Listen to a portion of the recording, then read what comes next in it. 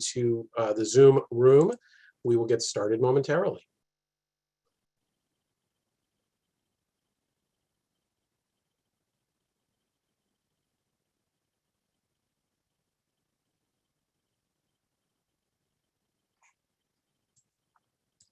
Good morning, or good afternoon, or good evening, wherever you are. You'll just give us a moment to let everyone load into the Zoom room. We'll get started momentarily.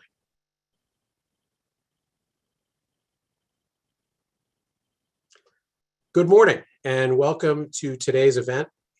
After we hosted our first event on Russia sanctions in early March, in fact, while we were in the midst of that first event, we realized that the sanctions and Russia's war on Ukraine were going to have massive implications for everyone. Thankfully, this is not yet a world war in the conventional kinetic sense, but the implications of the war are truly global.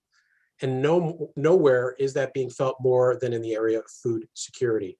Tens of millions of people around the world are already undernourished, and millions more will go hungry or face starvation due to these new disruptions in food supplies caused by Russia's unprovoked attack on Ukraine. At WITA, we're trying to do our part to give back to the global community by supporting a joint fundraiser with the World Central Kitchen and the UN World Food Program to feed the hungry in Ukraine and around the world. If you'd like to join us in supporting World Central Kitchen and the World Food Program, you can find information in the event program you received this morning, and we'll share links here in the chat and on our website. Before we get to today's event, a few other housekeeping notes. Next Thursday, April 14th, we'll be examining another of the major impacts of the war, the moves by the US, Canada, the UK, and others to block imports of Russian energy and what that may mean for trade and climate change. And the following week, we'll pivot to another important topic, economic empowerment and gender equality in trade. We hope you'll join us for those events. Information about those and our special event on US-Colombia trade, which will be live and in person, can be found on our website, www.wita.org. As you know, if you've watched any of our 121 webinars over the past 2 years, we like to call out the names of some of those you're in community with on Zoom, even if you can't see them here today. So welcome today to Lothar Ehring at the European Commission in Brussels, Brianna Jones at the Canadian Agri-Food Policy Institute, Yuki Okada at the Ministry of Foreign Affairs in Japan, and Ryan Quinn at Bread for the World. Welcome Lothar, Brianna, Yuki, and Ryan, and welcome to all of you. If you're joining us on Zoom, you can ask questions of our panel using the Q&A tab. We'll try to get to as many of those as we can by the end of our session. You should have also received a copy of today's event program by email, so we can dispense with lengthy introductions and move right to our event today. First of all, it's a pleasure to welcome back to the WITA Zoom stage Caitlin Welsh and Beth Bechdol. Both of them were with us in May 2020 to talk about the early impacts of COVID on global food security. I wish we didn't have to circle back up to this issue so frequently, but food security seems to be an issue that we can't wish away. And we're grateful to both of you for joining us here again. I'm also pleased to welcome back to the WITA stage Joe Glauber. Joe hasn't been on a WITA Zoom session, but he's been a frequent WITA guest in the past and was a speaker at one of our last in-person events before the pandemic. And we're delighted to welcome him back to WITA. And finally, joining us from the US Department of Agriculture, the Acting Deputy Secretary for Trade and Foreign Agricultural Affairs, Jason Hafmeister. Jason is a good friend of many of ours in the trade community and has been active with WITA for years, so it's a real pleasure to welcome you, Jason, to the WITA stage. Welcome, Beth, Joe, Jason. Caitlin? Thank you, Ken. Thanks for your introduction, and thank you for dedicating today's event to this very important issue, which I think is unprecedented. A war between two countries, both agricultural powerhouses, that affects global markets for their agricultural exports and numerous products besides these exports.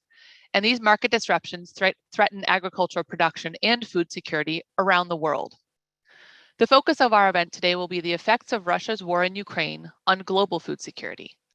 I want to acknowledge up front the food insecurity experienced by Ukrainians in country, from the farmer whose tractor has been destroyed to the mother unable to feed her children. We will talk about food insecurity in Ukraine, but the bulk of our event will address the effects of this war globally. Before I turn to our panel, I'd like to quickly outline this crisis in numbers. Wheat exported from Ukraine and Russia. In 2021, wheat exports from these countries accounted for about 30% of the global market. And in March, wheat prices hit a 14-year high, approaching the high watermark of the 2008 global food price crisis. Oilseeds exported by Ukraine and Russia. Last year, sunflower oil exports from these countries represented 55% of the global market. And in March, the prices for sunflower oil, as well as canola, soybean, and palm oil, also reached historic highs.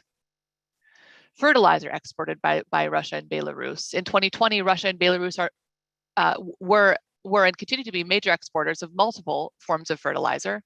And in March, prices for raw materials that constitute the fertilizer market were up 30% since the beginning of the year and exceeded prices in 2008.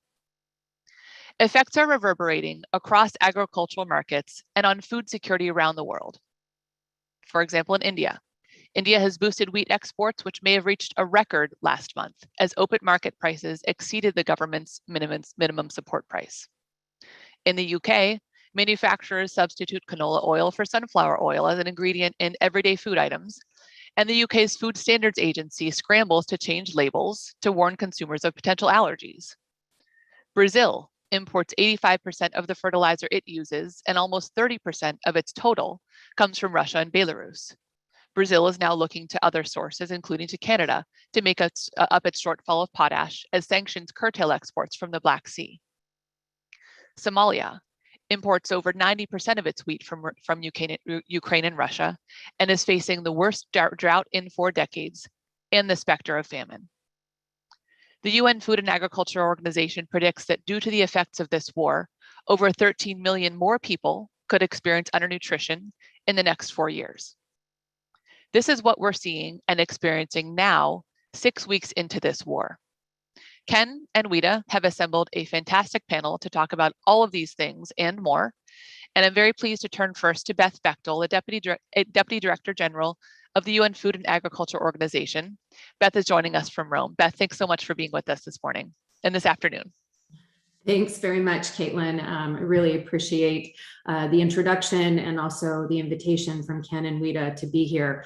A lot has unfolded since you, Joe, and I were actually together just a few weeks ago at a CSIS event where we had the Ukrainian Deputy Minister of Agriculture joining us to discuss the rapidly evolving situation. I think from that conversation, and now with 3 continued weeks of the war, it is clear to all of us that the disruptions in Ukraine and Russia are already reverberating throughout the world and will continue to do so with grave repercussions for global food security. To understand the full impact that the war in Ukraine could have on global food security, I'd like to sort of dive a little bit into this state of the world's food security, maybe a bit prior to the crisis. FAO data from our 2021 State of Food Security and Nutrition in the World report, the SOFI report, well known to many, tells us that there were already 811 million people living in hunger around the world. Drivers of this food insecurity include what we all know and are now, I think, commonly referring to as the 3 C's: conflict, climate change, and COVID-19, and specifically the economic downturn that was exacerbated by the pandemic.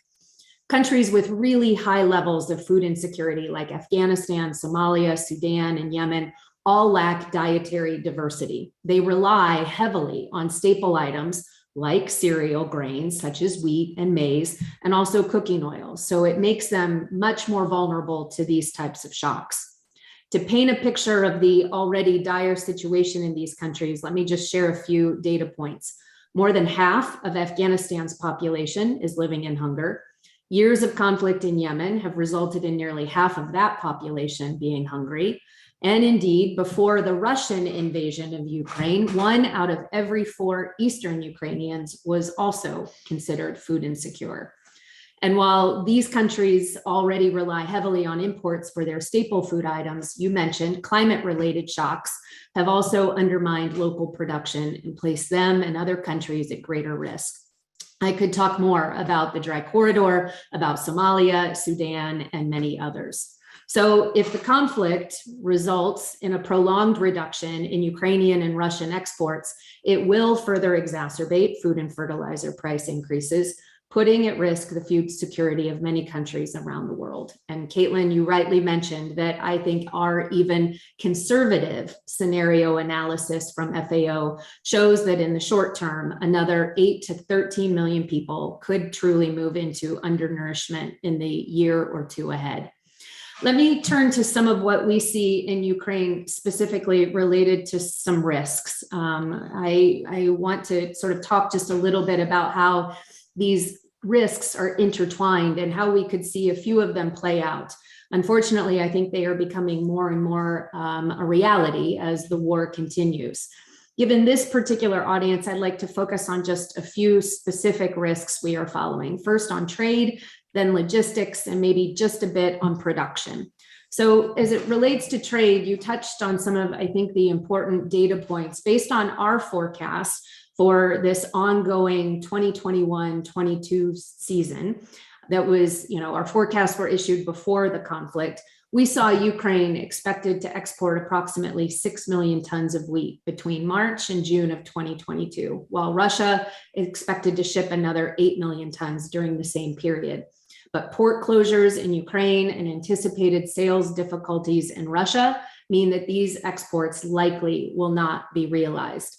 And even though a steep and sudden reduction in shipments by these two countries could increase exports by others, whether that be the EU or India, the potential for other exporters to fully make up for the lower shipments by the two countries appears to be limited.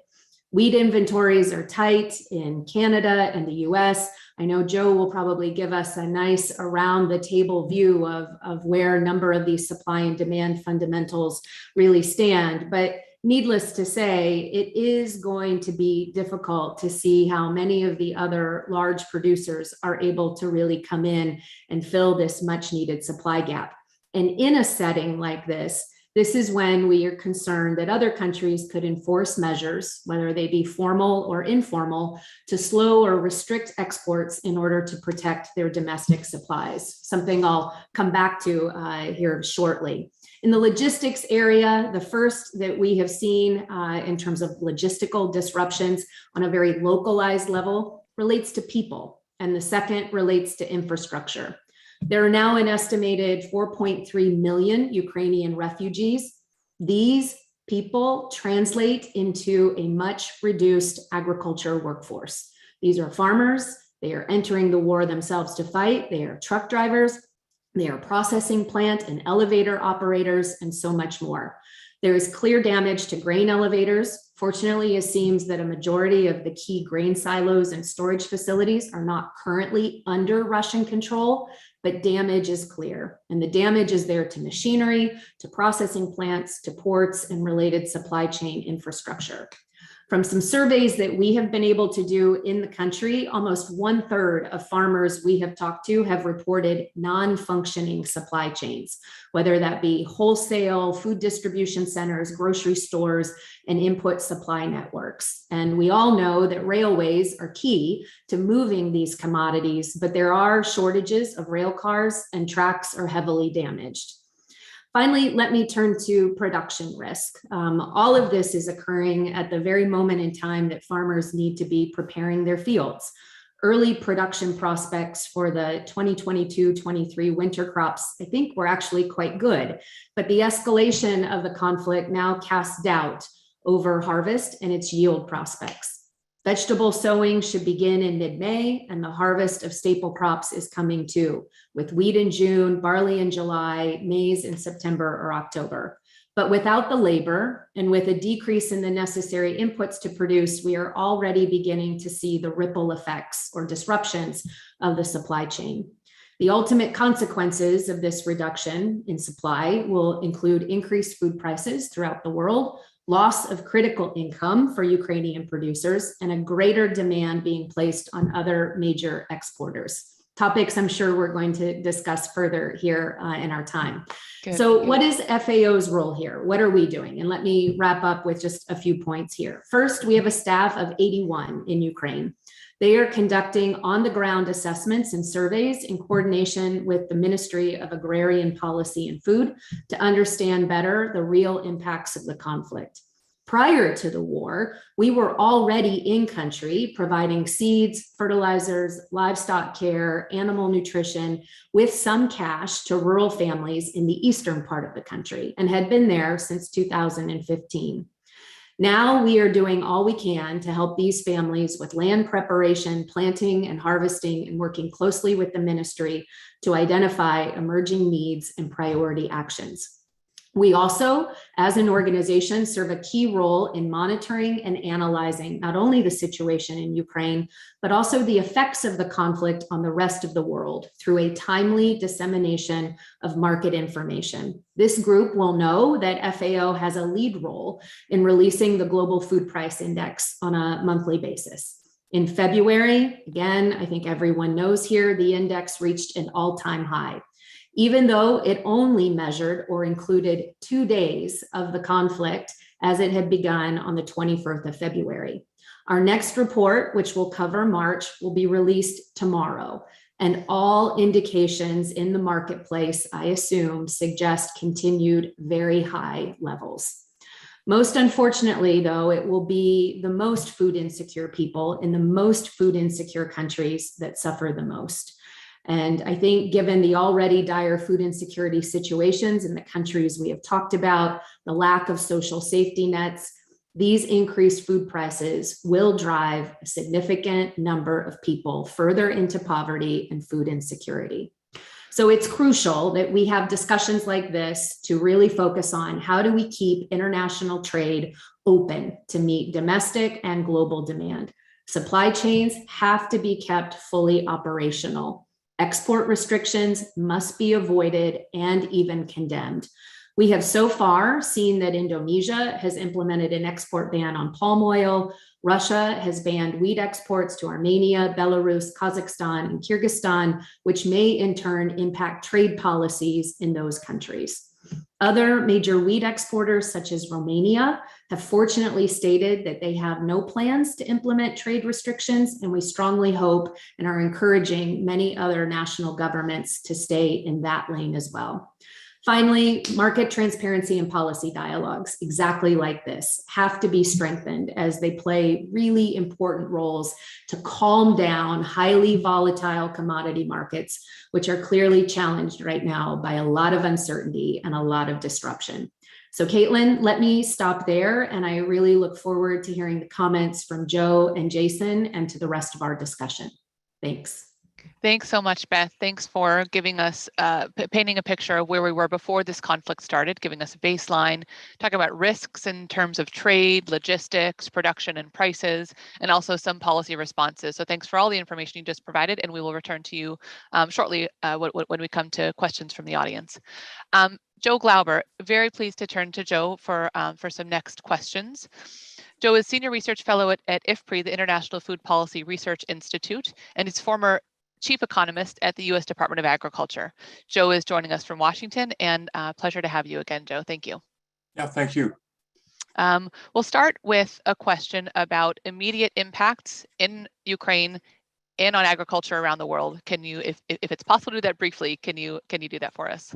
Yeah, well, I think Beth actually set the stage pretty well by talking about kind of what the world was looking like before February 24th. But just to say, prices are up all over the world, and after the Russian invasion, most of the prices for grains and oilseeds, went up another 20% or so. I mean, wheat prices actually went up in the first week or so. Some of the nearby futures contracts up as high as 70%, but they've settled down a bit. But these prices are again being felt all over the world. So we often focus on, say, North Africa and the Middle East when we're talking about wheat coming out of the Black Sea region. And it obviously is very important there. Wheat accounts for about 35% of calories consumed in some of those countries. I mean, just remarkable, twice the level of per capita consumption that we see in the US. And wheat imports make up a lot of the wheat that's consumed in the country. I mean, they can grow, these are old, ancient bread baskets, but unfortunately, because of climate change and other things, they just produce a lot less wheat. And they're countries like Egypt, 105 million people. So they're importing most of those wheat needs. And most of that over the last few years has come out of the Black Sea. people forget that 30 years ago, Russia, Ukraine were net importers of wheat. And that really started changing in the early 2000s to where now they've, again, as Beth said, 30% of the wheat coming in the world is coming out of that region. So very, very important. I think what these high prices mean, though, is that their countries remember the lessons of Arab Spring. They want to, you're already seeing bread price subsidies and other things being increasing in countries like Egypt. And for countries like Yemen, which import 100% of their wheat needs, wheat is a huge part of their caloric intake. They're needing a lot more things like humanitarian assistance. So World Food Program, others are struggling to sort of come up with funds to be able to meet the needs that they're going to have to deal with. Thank you, Joe. You and I were chatting before this event, and you had mentioned that you have never received so many requests for your analysis as you're experiencing these past few weeks, despite the fact that you have done analysis through prior global food crises, like the crisis in 2008. Does the nature of this crisis, being one that affects not just food supplies, but means of production, including fertilizer, how does that change how does that change what we're seeing? Yeah, no, I think you're right. I mean, 2007, 8, 2010, 11, those were really big. We called those price spike crisis and our food price crisis. I forget the terminology we were using then, but again, those were basically due to factors like droughts. So 2007, 8, we had back-to-back years of poor crops in Australia, which had really raised wheat prices. And then saw this cascading effect for things like export restrictions and other things that Beth mentioned that really caused prices to go even further. This one is a little different in the sense of you're really talking about some of the factors are just so uncertain right now. We don't know how long the war is going to last. We don't know how badly port facilities and other things are going to be demolished or the damage that are done.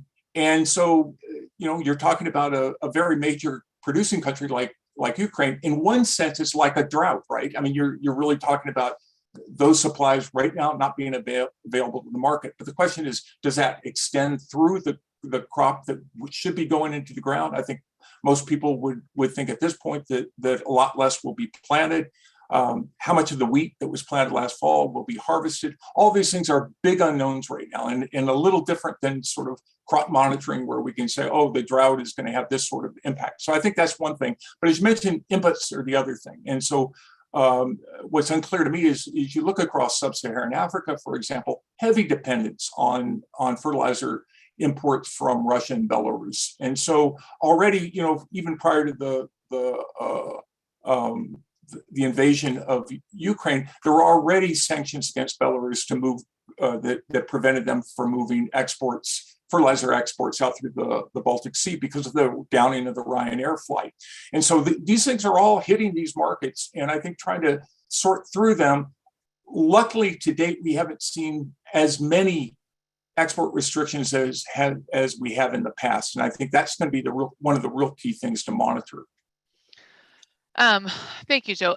A question for you: do you think that's because there's been enough public discussion about the negative effects of export markets on prices and on countries around the world, or simply because things haven't gotten bad enough that countries have felt the need to impose them? Yeah, I think to a degree it's more of a question of let's knock on wood, because we do see them. I think it was mentioned, you had mentioned that palm oil right now, there are export restrictions for palm oil coming out of Indonesia at a time when Indonesia still has huge biofuel mandates for oil. And so you have countries like India scrambling to get supplies for vegetable oils. And by the way, India also would normally import a lot of sunflower oil from Ukraine. So these are having impacts. Argentina had restrictions on meat exports that were put on in the fall of last year, and they've had registrations for things like soybean meal and soybean oil. Luckily, you look at a country like India, which put on export restrictions in 2007, 8, and in 2010, 11, and they at least publicly have been saying that they think they can export 7 to 10 million tons this year, which will help some in terms of trying to meet those gaps. Thank you, Joe. I have a question for you too about your expectations. So there's a lot of discussion about risks or about the specter of certain things happening. We can often conflate that with the certainty that certain things will happen. Do you think the worst case scenarios will play out, or that markets will adapt?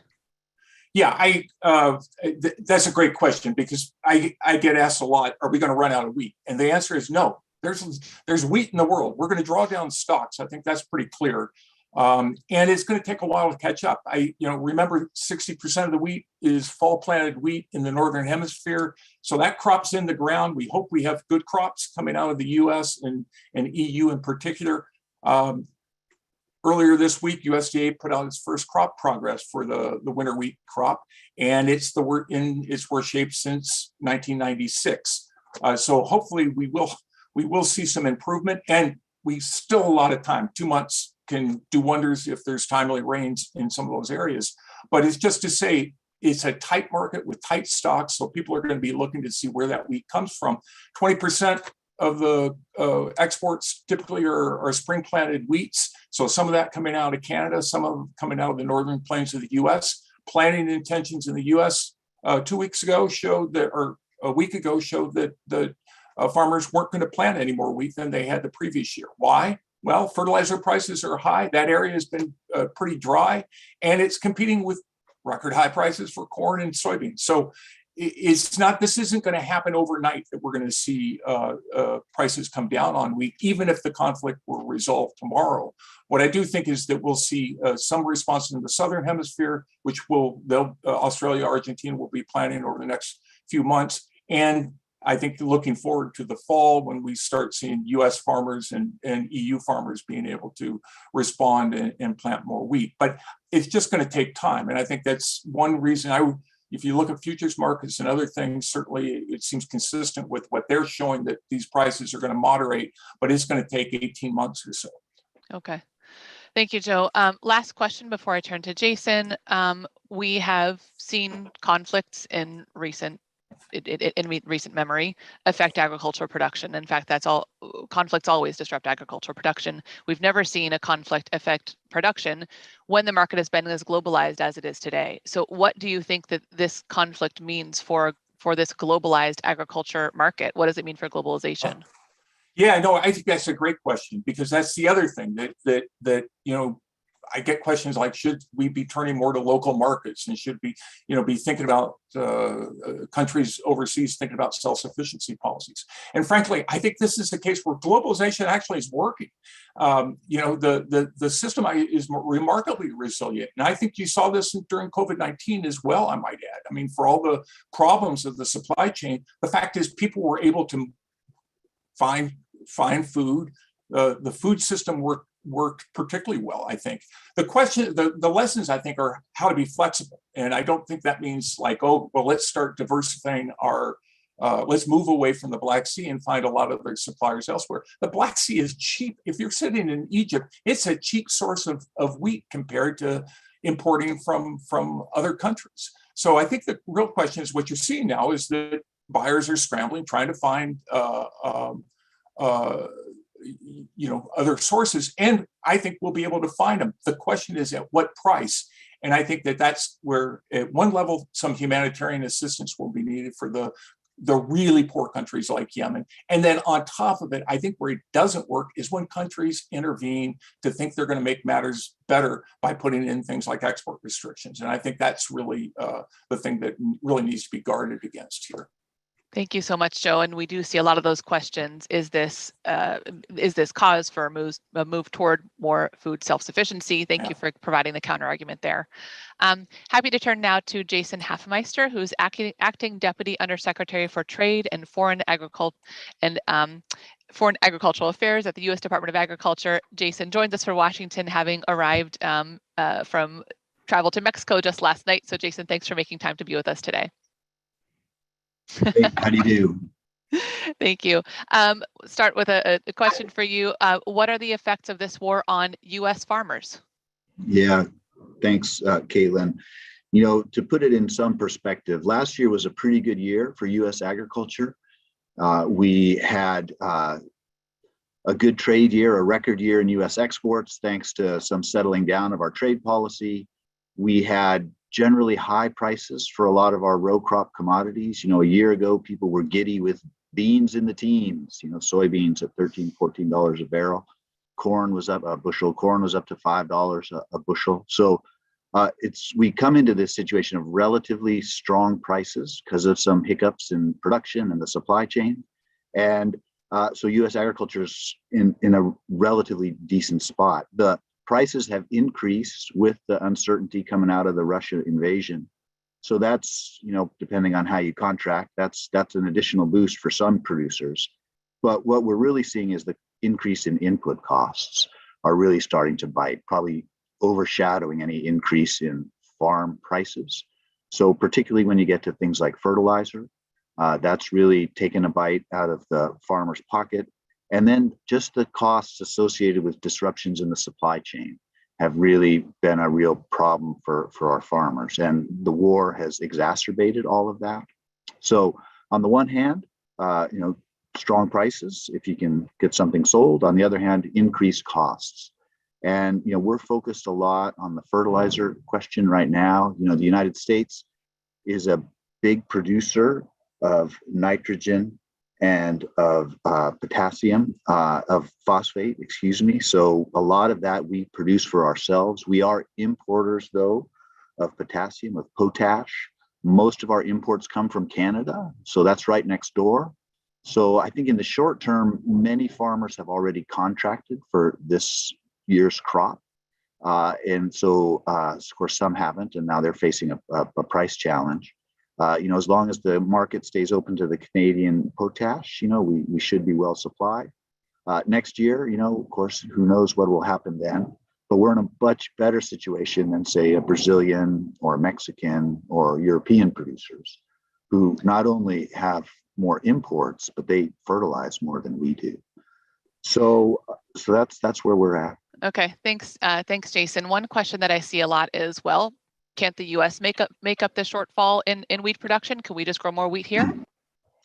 Well, we can grow more, and Joe talked about the planning intentions report. So we did see an increase in the intentions for winter wheat. So what would be sowed in the fall to be harvested next spring, maybe 500,000 acres would go up. But as Joe also pointed out, there's strong prices for corn and soybeans. And so farmers are, making their own calculation based on their own land situation, their own productivity. And we see a lot more land going into soybeans this spring because you need less nitrogen, less land going into corn. It's a more heavily fertilized crop. So I think we will see an increase in wheat production.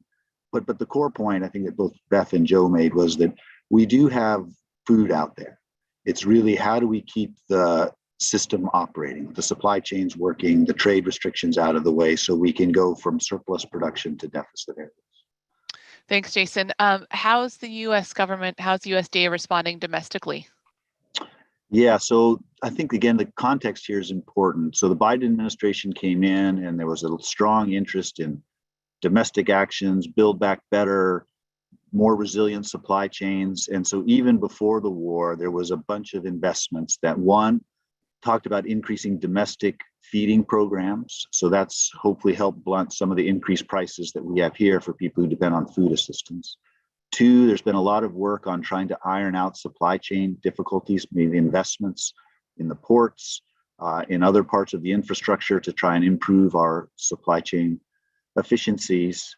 And then even then more recently and directly after the war, the USDA made an announcement of a $250 million investment in fertilizer production. And it tries to touch a bunch of bases, not only to increase domestic fertilizer production, but also to do it in a more sustainable manner.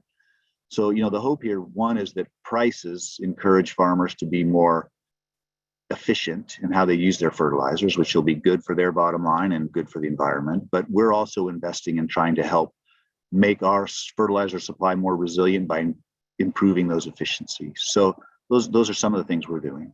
Okay, thanks for that. And final question for you, but before I turn to back to Beth and Joe for a few more comments. But what's the United States prepared to do to help feed food insecure people later this year, when the impacts of this war on ag markets could be worse? Yeah. So we have ongoing authorizations for a number of food aid programs. Those are operating. There is some resources in USAID to respond to emergency situations. So we're monitoring the market and seeing where there's going to be deficits. As both Beth and Joe pointed out, it's really the price that's going to be the immediate concern, as some consumers might be priced out of the market. So how can we add the right product at the right time to help with that? With the Congress recently appropriated, I think $12 billion in Ukraine assistance. That included $2 billion in food assistance for the Ukraine area. So the United States is stepping up to help people displaced from the conflict. And we are going to be monitoring the crops this summer and the demand situation as we get into the fall. And we'll just have to assess what resources we have and where the needs are going to be the greatest. Great, thank you, Jason. Before I turn to questions from our audience, and as Ken has noted, please use the Q&A tab to submit questions. I'd like to bring Beth and Joe back into the conversation, so for a conversation amongst all of us.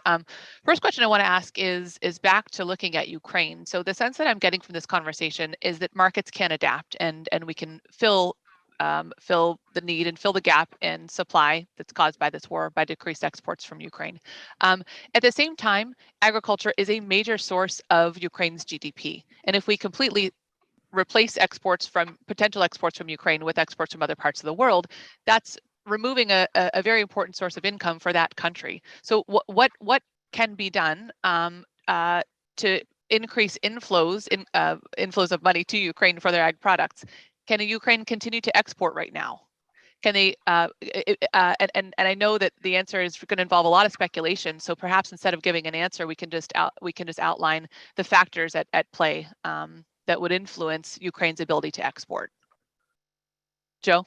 Yeah, I was on a really excellent webinar yesterday with a bunch of people inside Ukraine who were talking about just the challenges that are being felt. And so obviously you have, as Beth talked about, the grain that's harvested last year that hasn't yet moved, that's in elevators. We don't know what sort of the full extent of damages or anything like that. The port facilities are obviously a very big concern as well.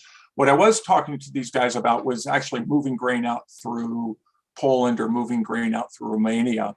And it was very interesting because they said, yeah, it's happening, some of it, but don't expect much, just because the infrastructure is not plumbed that way. It's plumbed to all flow out to the Black Sea. And so Gdansk, for example, where I think there was a news story yesterday that some sunflower seed oil had moved out of the port of Gdansk in Poland, they don't have, the harbor's not big enough to accept Panamax ships. So, yes, it can be done, but at very high cost. Similarly, the rail line to some of the Romanian ports, that's, it just can't take the sort of volumes that are going to be required to move this grain.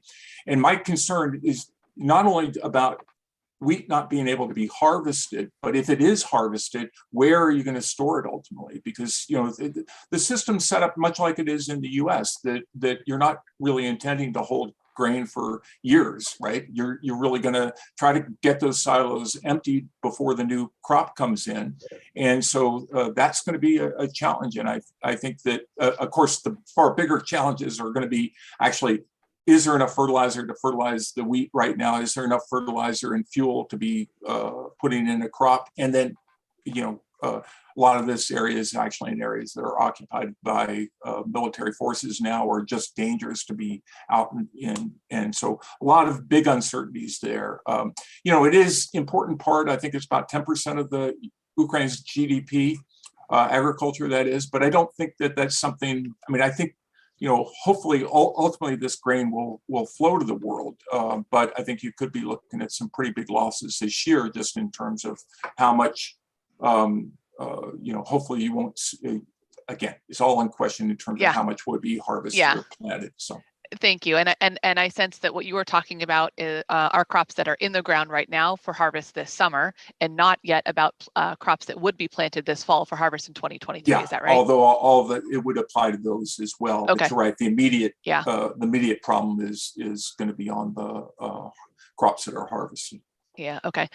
Would like to point out some reports that are going to be released tomorrow. Beth, you mentioned that the UNFAO's food price index is going to be released tomorrow, as well as USDA's World Agriculture Supply and Demand Estimates report.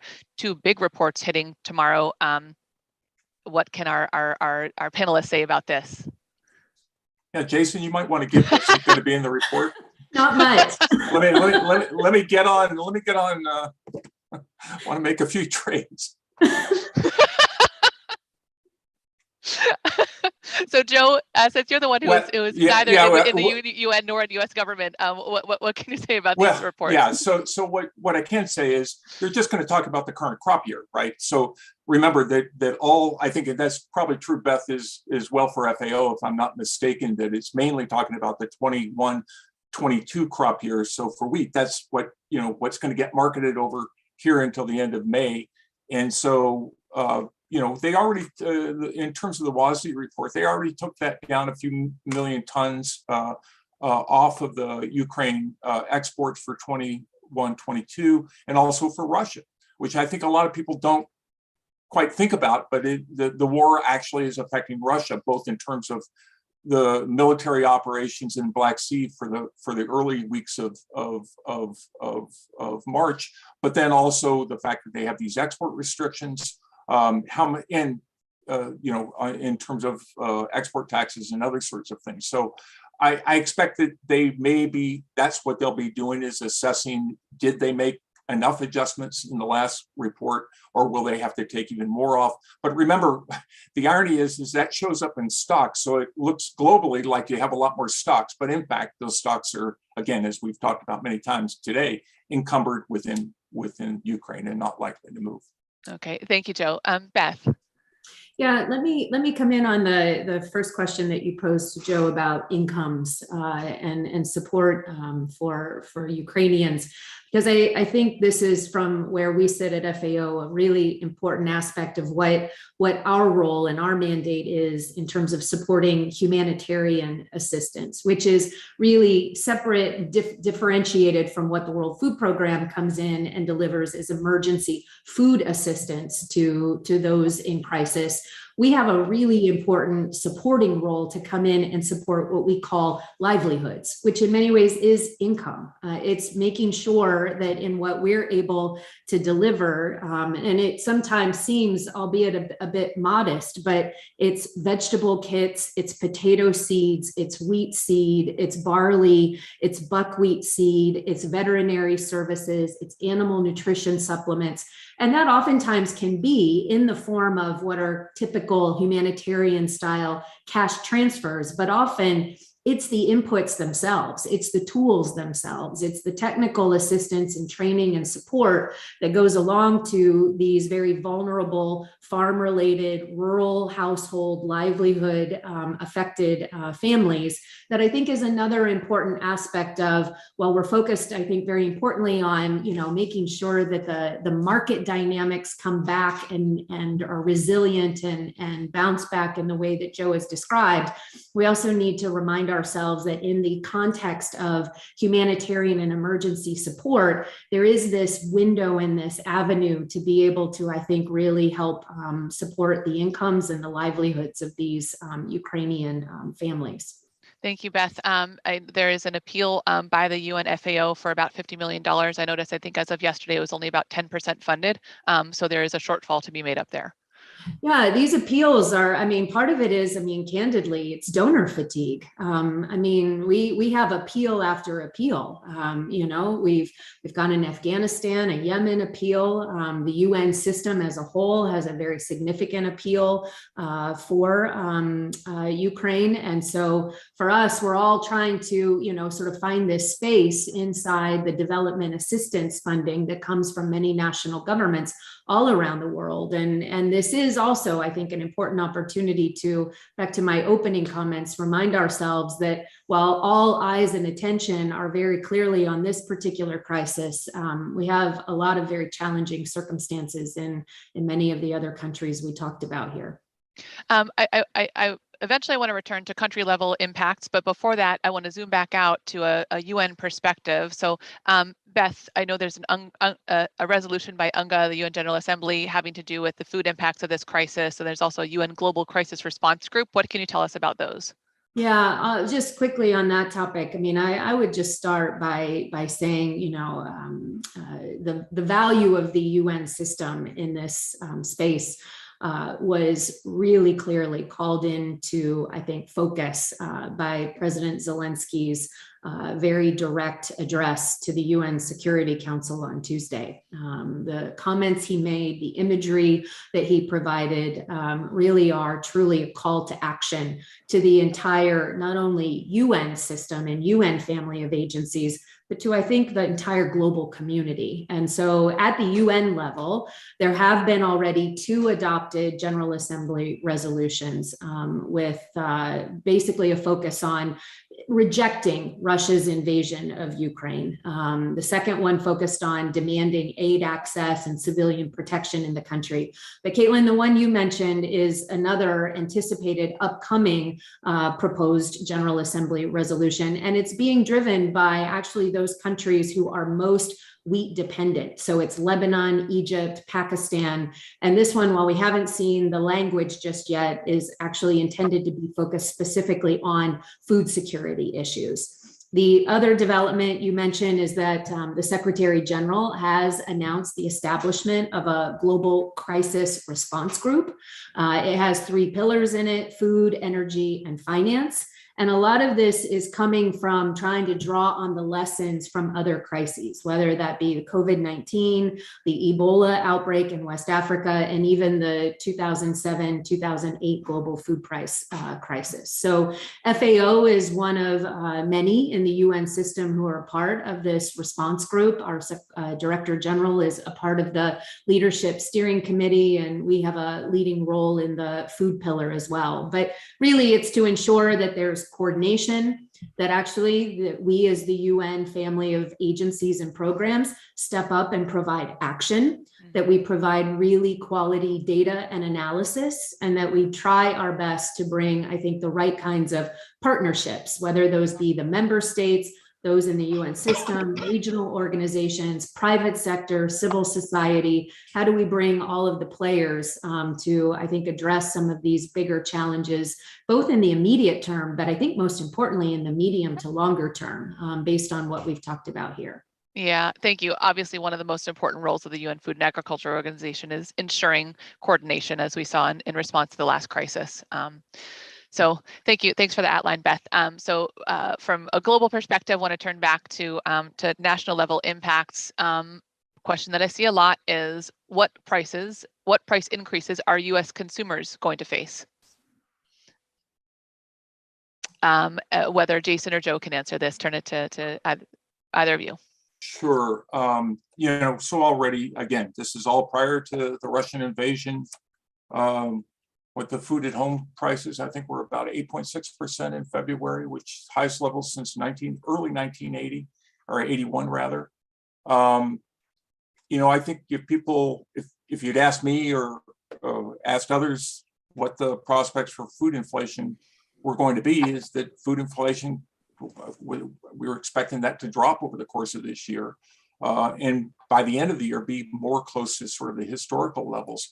But I think that's been confounded by a couple of things, not just the war in Ukraine, but also the fact that the overall economy has seen such high inflation. So you talk about energy prices, you talk about transportation costs, you talk about labor costs, all these up, and that all has an impact on food price inflation. Remember that the actual underlying value of the farm level value of food inflation is, you know, probably about 25% for food consumed at home. But you take a loaf of bread that we always use, about 5%. And that's about what we see. Bread prices are, by the way, they're up about 6.5%. When you look at a price of wheat increasing over the last 18 months, at least, of doubling or so. So I think we'll see some moderation, but I think these prices are going to remain higher than what our food price inflation is likely to be, continue high, even by the end of the year. So I don't know. I mean, I think somewhere in the 3-4% range, but I'm not really the guy to be forecasting food CPI. I'll let Jason do that. You are the guy who can actually talk about that topic. Yeah, so, that's true. Yeah. Sorry, you're off the hook, Jason. Thank you for that, Joe. Maybe maybe I have a question that Jason can answer. I will often see questions about expanding the area of land under production in the United States. There was a call recently by some U.S. senators to take land out of conservation programs under USDA. What's USDA's response to that?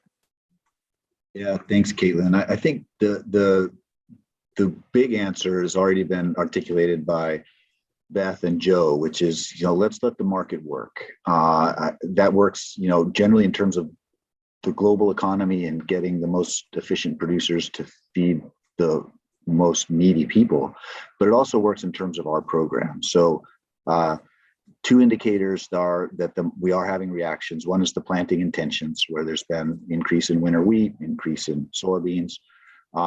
Also, we see that in terms of the CRP sign up, right? So we have a program, the CRP, you can set aside some of your land, you signed a contract to keep it set aside. We see less extensions of these CRP contracts this year. Farmers are saying, hey, it's in my interest to plant more this year. And, if things continue to go south, there are provisions where farmers can break those contracts and start producing on that land if they want. So we're very much in a, let's let the program work as it's designed. Let's let the market have its effect. Another related to that. So I think that's where we're at. We do focus a lot on trying to straighten out the logistics and the supply chains. And I think that's to let the market work better. So I think that's consistent. And similarly, when you get to a sort of a global perspective, it is interesting that, everybody's rightly saying don't impose export restrictions. And there are a few troubling ones that have been put up, but it's also important that a number of countries are rolling back some import restrictions, right? So that we see countries lowering tariffs, we see countries approving, in some cases, some more imported varieties, including biotech products.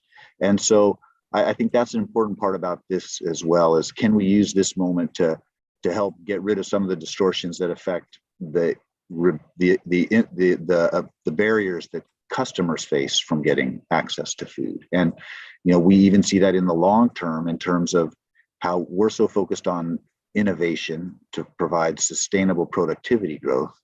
And we've seen in the EU them putting on hold some of their policies, which were very much had the effect of reducing production. So some of those European policies are now being paused, and there's more interest in the EU in some of the innovation and technology solutions that we are talking about.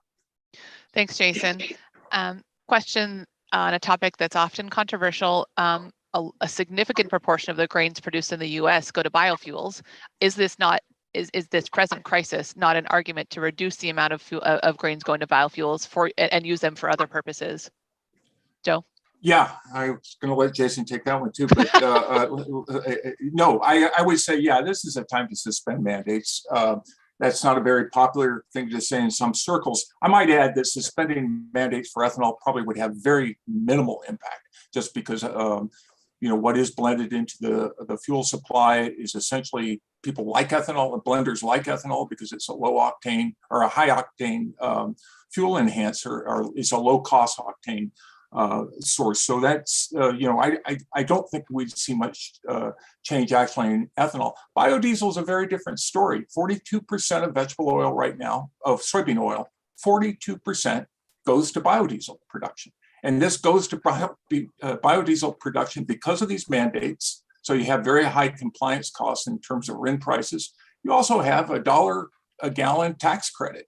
And at a time when we see vegetable prices across the board at record high levels. So to me, that seems to be a no-brainer. Now, a no-brainer doesn't necessarily mean it would happen and doesn't look won't keep the hate mail from coming to me. But yeah, I think, you know, when food prices, I get the fact people want to talk about energy self-sufficiency and things like that, but to me, food trumps that.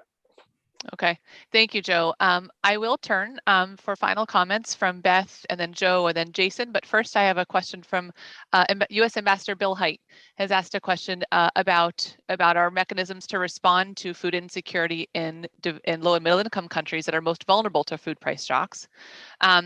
Comments that existing intergovernmental food policy and food assistance system, including donation-based assistance through the FAO and WFP appeals and bilateral assistance through USAID, are they up to the task at this moment, or does does the nature of the response speak to the need for reforms to the global system?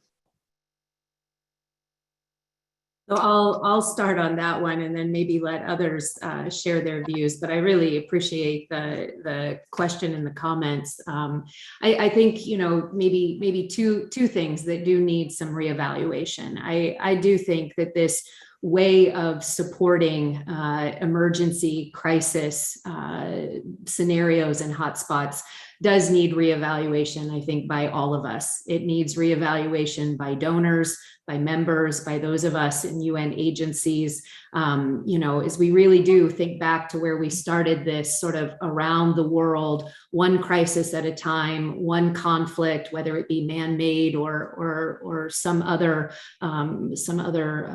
origin. We're finding ourselves very much in a triage approach to our assistance and our support. And, you know, we're losing, I think, some ground in making sure that we're focused on more of the development, the resiliency building that ultimately gets us, hopefully, to that place where this, what we call the humanitarian development peace nexus, really is maybe more in balance. And that has a lot to do with investments, has a lot to do with the missions and mandates of UN agencies and the work that we do. So I think, yes, now is the time that we should all be, I think, looking at that much more closely. And even linked to that, then, I think on the heels of something like the Food System Summit, which admittedly was virtual, didn't have maybe the you know, sort of push that I think many hoped that it would have, it still opened a really important global dialogue around food systems and the components of those, the importance of strong markets, the importance of trade, the importance of, you know, engagement in food systems and their interconnectivity. And so I think now is absolutely, with all of this attention, the right time that we should take up discussions like this.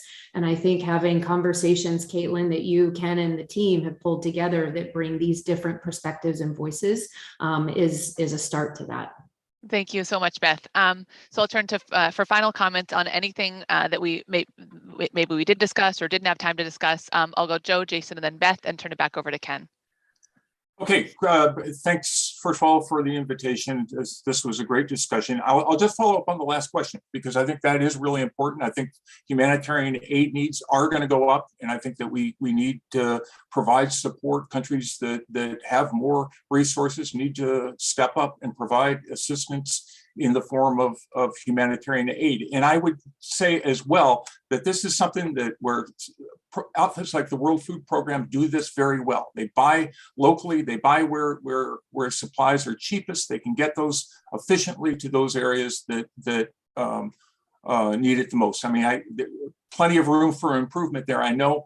But I think that if you look at our own food assistance programs, that we need some reforms there, because unfortunately, too many of them are tied to cargo preference and other things that double the cost of these programs. So for every dollar you may be putting into assistance, food aid assistance, only 50% of that is going for the purchase of food. I think, by the way, farmers are going to do well in this, in the sense of they're going to see high prices, increased aid, regardless whether or not World Food Program or anyone else is buying that wheat. Those prices we're going to see an increase. But there's no reason why we need to subsidize another industry along the way. Thank you, Another Joe. controversial thing to say, huh? Thank you very much, Joe. Jason, and then Beth. And just again, thanks for the invitation.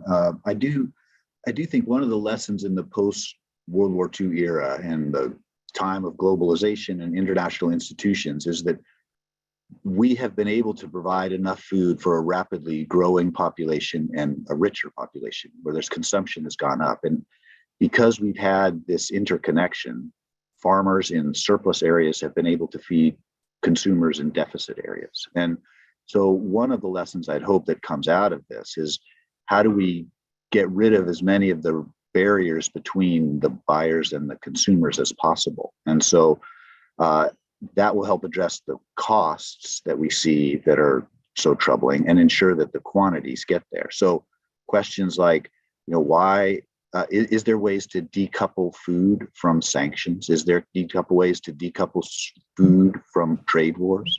Is there a way to ensure the smooth flow of food even in times of conflict like this? I think that's a very important policy question. Thank you, Jason. Beth. Yeah, thanks very much. I know we're wrapping up. Let me just maybe restate a few maybe kind of final recommendations or things to keep in mind. I think one, we need to come back to this really important aspect of keeping trade open for food, fuel, and fertilizer. I think we need to make sure that we also prepare, and this was raised in one of the questions I saw, being mindful about potential disease outbreaks in animal, livestock, zoonoses. I don't want to lose sight of the importance of thinking about the animal, livestock, meat supply chain and impacts, while so many of us are focused on the agricultural crop production commodity impacts as well. I think we need to be mindful, especially coming on the heels of the COVID pandemic, that we need to watch these possible or potential disease outbreaks. I think we need to be mindful that we support all of these vulnerable groups and keep providing as much humanitarian assistance in different forms, which we've talked about here. And I think we need to also make sure that we continue to strengthen market transparency and dialogue, and all of us do what we can to provide the kinds of timely information that come from U.S. Department of Agriculture, other national ministries, organizations like FAO. It's critical to have the right kind of information, thoughtful information. We don't want to speculate. We don't want to rush to judgment. We want to make sure that we have this kind of thorough engagement, Caitlin, that you, Ken, and the team here have provided. So thanks very much. Thank you, Beth. And Ken, over to you. Thank you so much, Beth, Joe, Jason, and Caitlin. Really grateful to you. I just want to read something really quick. It came from one of our viewers in South Sudan who said, "This discussion is very important. We feel the impact of this war. Food security and livelihood projections are dire. This compounds the effects with climate shocks of people already experiencing underlying vulnerabilities." These are important conversations. We are so grateful to all of you for joining us. We didn't get to every question, everybody. We know that. We'll send those to our speakers. They can see that and who asked those. So we'll get those to them. Thank you very much. Reminder, if you'd like to join us in supporting the work of the World Central Kitchen and the World Food Program, you can find information in the chat, on the event program you received, and on the WITA website. So thank you all very much. Thank you to the four of you for doing your parts, and thanks to everyone for joining us today.